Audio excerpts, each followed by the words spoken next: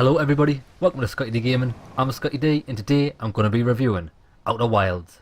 Beam me up, Scotty.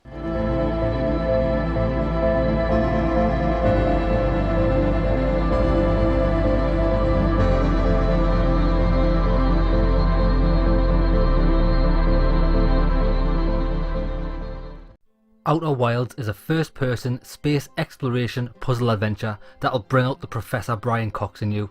There are many roles that you'll be filling in your time here as an archaeologist, physicist and historian as you uncover the mysteries of space.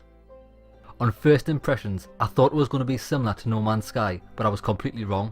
It's different and unlike anything I've played before in the best possible way. Outer Wilds does not hold your hand and doesn't have a forced tutorial. Instead, you start on your home planet next to a campfire with your friend, and after talking to him, you discover that today is your maiden journey in your own spaceship and you must get the launch codes from the town's observatory before you set off. This is the only instruction that you'll get. Everything else is up to you to discover. In my first hour of play, I was a little overwhelmed and didn't really know what I was doing or what my goal was, but after 22 minutes of exploring outer space, I discovered the hard way that the sun is dying, creating a supernova that wipes out the entire galaxy.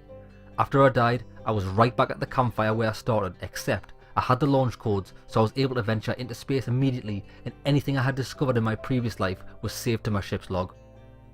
You are effectively living in a space Groundhog Day, where every cycle lasts 22 minutes before reset. The developers have used this mechanic flawlessly, allowing them to create a precise, handcrafted mechanical galaxy. Everything in it moves like clockwork. This is where your real purpose is made clear: to discover what causes your son to die, why you are caught up in a time loop, and what is the purpose of all of the alien technology that you find throughout the galaxy. What's amazing is that once you are in the game, there's no loading screens. Everything is available to you without interruption. Outer space takeoffs and planetary landings are seamless. There's no combat in Outer Wilds, but there are three main tools that you use to aid your exploration. You have a translator for decoding alien writings that you find, a signal scope, which is a directional microphone that you use for tracking down strange frequencies, and a camera which you can launch, allowing you to scope out potential hazards amongst other things. All three tools are implemented so well that they help you to make sense of the galaxy, shrinking it right down to manageable pieces. The translator will allow you to piece together clues, follow alien research and gain new leads, helping you to solve large-scale puzzles by automatically sending data to your ship's log and organising it logically. This is great for seeing what information you are missing and possibly where to look next. The signal scope can be used to track down unknown frequencies and distress beacons from across the galaxy, which always leads you on a new adventure into more pieces of the puzzle. And finally, the camera, while at first it seems a bit useless, is used not only to help you navigate hostile terrain, but also in solving some of the best scientific puzzles. As much as I want to say more, I can't spoil this for you, because discovering these were some of the most rewarding times I've had in a video game. The puzzles you come across can be classified into local and universal. Local puzzles are regular puzzles that can typically be solved from within the immediate area, such as using control panels, platforming and navigating hazards. Universal puzzles are more elaborate puzzles which require information from throughout the universe to solve. For example, there are hidden areas that require specific criteria to be met before they can be observed or accessed.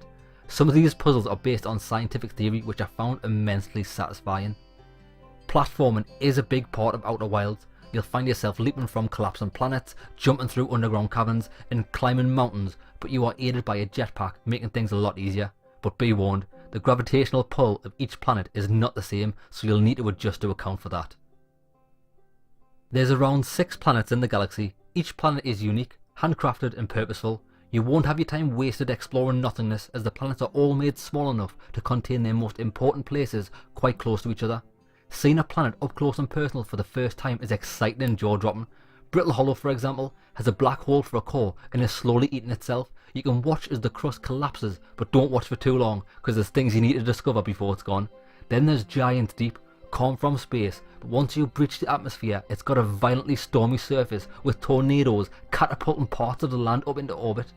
I love discovering the characteristics and secrets of each planet, especially when some of them lead to unexpected deaths.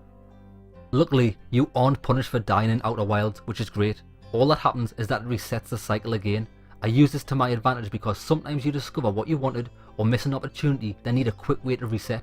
which means I just launched myself into the sun or face planted first into the nearest asteroid, which was hilarious in itself. It took me 13 hours to complete Outer Wilds, and in that 13 hours I'm pretty sure I saw everything there was to see, and also I got the secret ending. In that time, I only experienced 2 bugs. The first was that I was evaporated by the sun from within a space station that shouldn't have happened, and also the entire surface of a planet disappeared when I was on the precipice of solving one of the best mysteries in Outer Wilds. Other than that, everything worked as it should have. There's only 2 other issues and frustrations that I had with Outer Wilds. The first is that you can only access your data from your ship's log located on the spaceship. Often, I wish I could access it from a PDA that I carried with me, because sometimes I ventured off, then forgot what I was trying to do because my memory is so terrible. The second is inherent to all games that have time mechanics.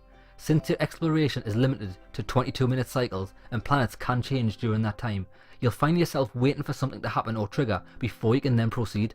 For example, there's a planet that's covered in sand and you have to wait for it to drain off before you can explore the ruins beneath it. If this is the place that you need to go to first, then you'll be waiting for 5 minutes or more, depending on which part you need access to.